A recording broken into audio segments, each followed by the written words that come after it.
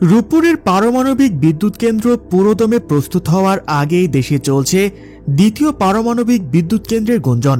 বিগত কয়েক বছর ধরে কয়েক দফা বিশ্লেষণ শেষে ইতিমধ্যেই নির্ধারণ করা হয়ে গেছে কোথায় হবে এই দ্বিতীয় পারমাণবিক বিদ্যুৎ কেন্দ্র। শক্তির এত উৎস থাকতে কেন নিউক্লিয়ার এনার্জির দিকেই এতটা ঝুঁকছে বাংলাদেশ?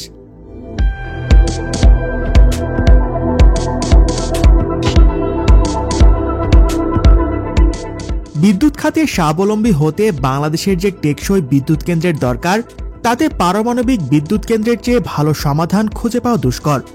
গতানুগতিক জীবাশ্ম জ্বালানিতে চলা বিদ্যুৎ কেন্দ্রগুলোর সবচেয়ে বড় সীমাবদ্ধতা এর জ্বালানির যোগান।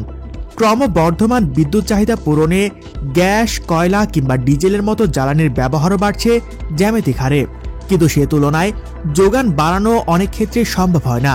বিগত বছরগুলোর অভিজ্ঞতা থেকে বারবার দেখা গিয়েছে জ্বালানির অভাবে কয়লা কিংবা গ্যাস চালিত বিদ্যুৎ কেন্দ্রগুলোকে বন্ধ রাখতে হয়েছে অনেকটা সময়।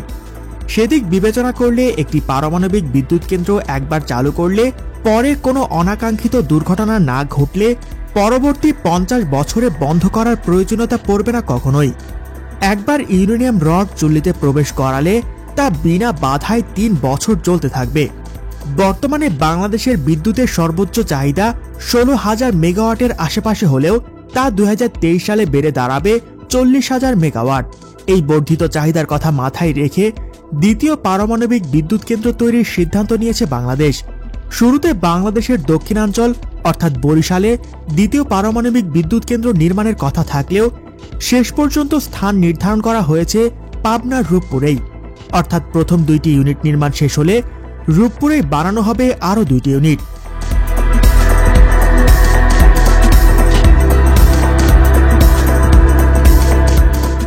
পরবর্তী পারমাণবিক বিদ্যুৎ কেন্দ্র রূপপুরে নির্মাণ হলে বেশ কিছু অতিরিক্ত সুবিধা নিতে পারবে বাংলাদেশ, যা অন্য কোনো অঞ্চলে হলে পাওয়া সম্ভব হবে না।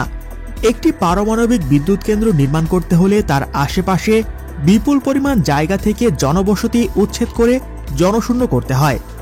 বিশেষজ্ঞদের মতে রূপপুরের 3য় ও 4র্থ ইউনিট নির্মাণে আলাদা করে জমি অধিগ্রহণের প্রয়োজন পড়বে না, কারণ ইতিমধ্যে প্রথম 2টি ইউনিটের জন্য প্রায় 300 একর জমি অধিগ্রহণ করাই আছে। এই জমিতেই করা সম্ভব বাকি 2টি ইউনিটও। ফলে ভূমি অধিগ্রহণের কয়েক হাজার কোটি টাকা সাশ্রয় হবে এখানে। এছাড়া প্রথম পরিকল্পনা অনুযায়ী বরিশাল পারমাণবিক বিদ্যুৎ কেন্দ্র নির্মাণের জন্য যথেষ্ট উপযোগী নয় বলেও জানিয়েছেন বিশেষজ্ঞরা।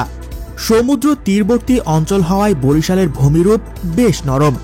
পারমাণবিক বিদ্যুৎ কেন্দ্রের মতো ভারী স্থাপনা নির্মাণ বেশ চ্যালেঞ্জিং হতো দক্ষিণাঞ্চলে। আর উত্তরাঞ্চলে নিরবিচ্ছিন্ন পানির সরবরাহের অভাব থাকায় রূপপুরকেই বেছে নেওয়া হয়েছে পারমাণবিক বিদ্যুৎ কেন্দ্রের জন্য আদর্শ স্থান হিসেবে।